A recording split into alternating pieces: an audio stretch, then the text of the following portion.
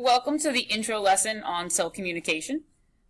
In this lesson, you're going to get a big overview of sort of the purpose of cell communication, why cell communication is used, and a basic overview of the process, so that tomorrow during class we can dig into the very nitty-gritty details of cell communication.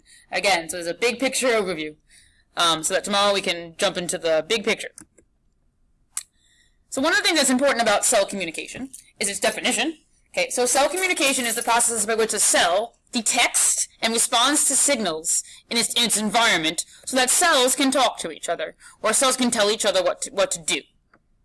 Okay, it's also called, another word for this is called, besides cell communication, it's called cell signaling. So another word for cell communication, it's used often on the AP exam, is cell signaling. But again, it's how cells can respond to signals in their environment, and then cells can talk to each other or tell other cells what to do.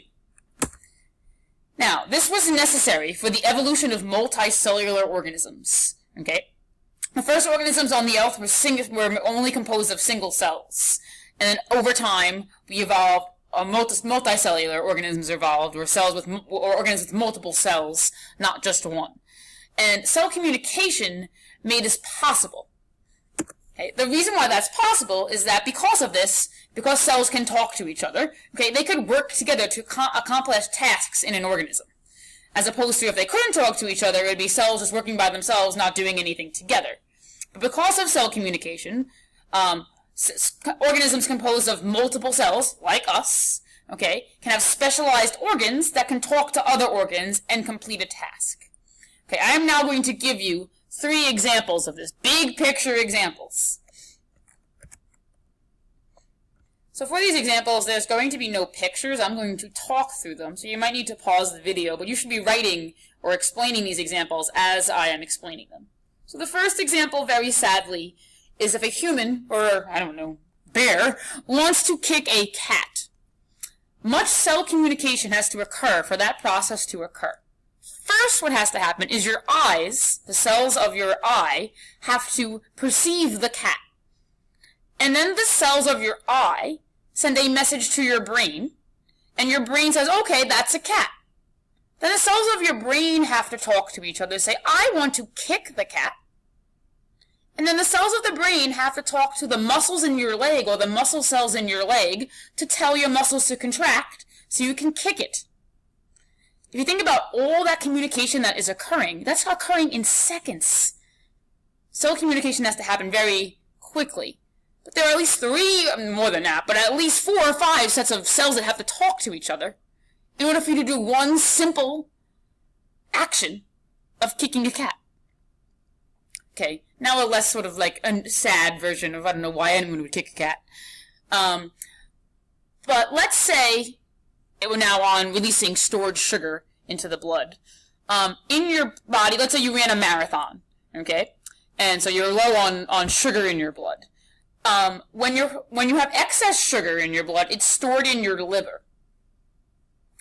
And a hormone is released by the pancreas, which is called glucagon. And it travels all the way from the pancreas to the liver and tells the cells of the liver to release the stored sugar into the blood so that you can use it for energy. Okay?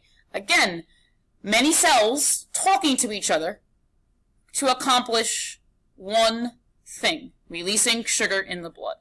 There are cells that sense the problem and then send a message to other cells to fix it.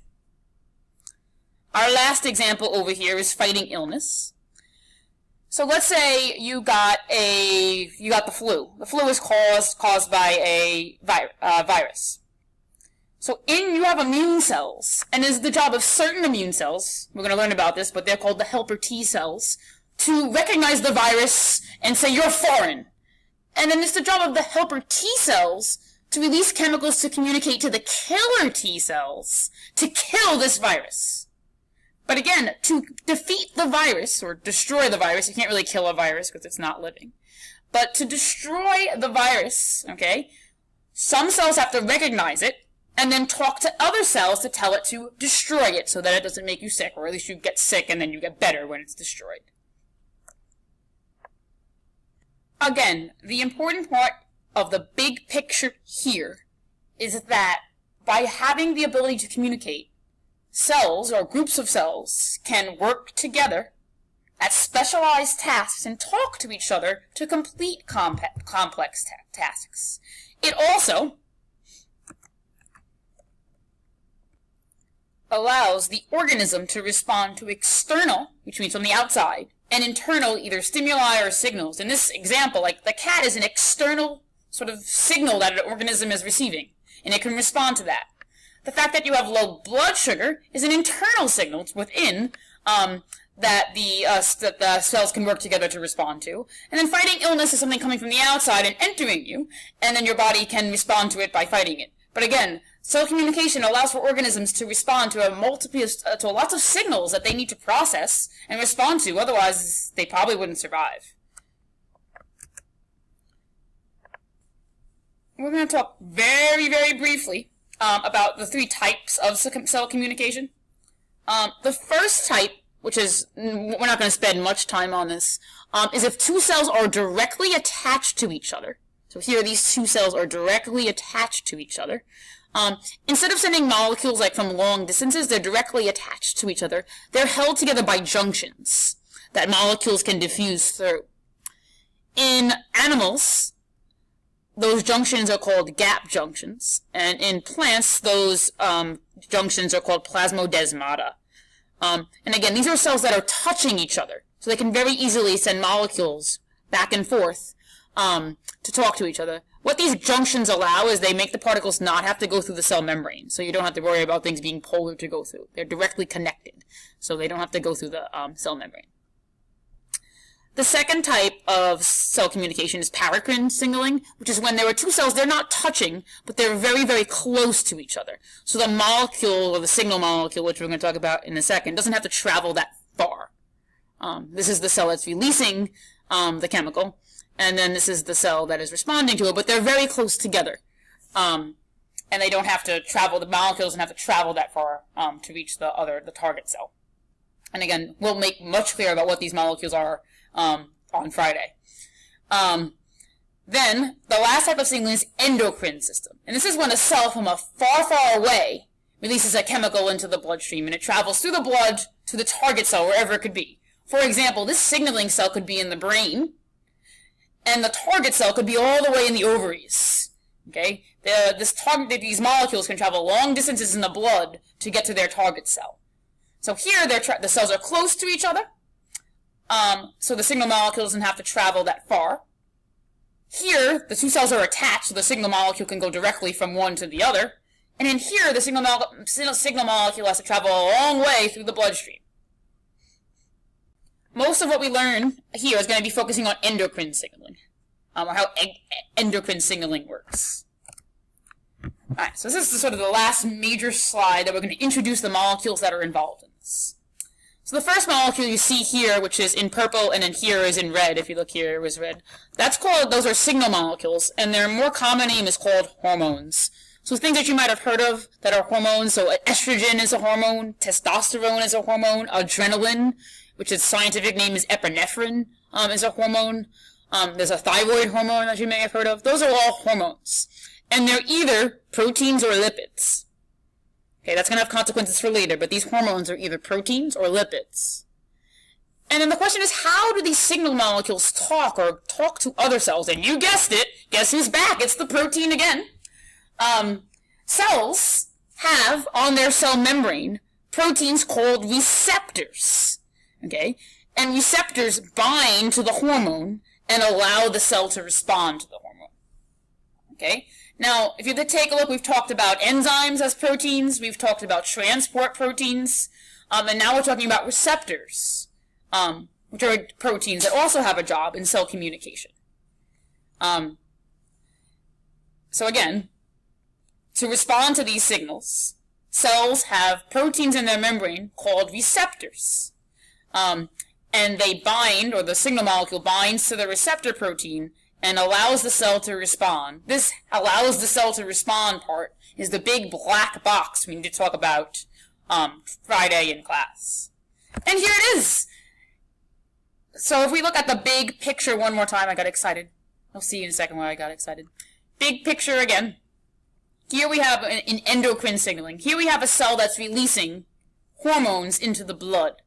Now, if you remember, we talked about how the endomembrane system can make a protein and secrete it out of the cell, okay? Using the Golgi to butt off in a vesicle and then fuse to the cell membrane and release the molecule out, okay? This is why I would want to do that. So the vesicle fuses to the membrane and releases the hormone into the blood, and then it travels to the blood to the target like organ, or the target cell, where the cell has a specific receptor that will bond to it. Okay. Tomorrow we are going to go through the details of this, which is it's very detailed. But eventually, by the hormone binding to the receptor, that allows the cell to respond or produces a response. So, like in the example of the having low blood sugar, the response is releasing sugar into the blood to raise your blood sugar level. Now, so that's the big picture. Welcome to the little picture. Okay, now,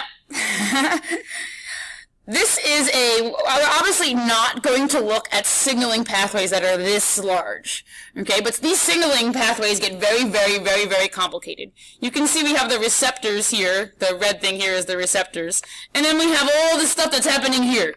Okay, this is a crazy pathway. I actually studied this pathway when I was a junior in college. Every single one of these, like, red and blue and gray circles are proteins, and they're interacting with each other. So tomorrow, in a more simplified scheme than this one, we're going to look at examples of how this works. How does a ligand, or a hormone, this is a hormone, bind to a receptor, and in this area here is how it causes a response. We're obviously going to look at much more simplified pathways.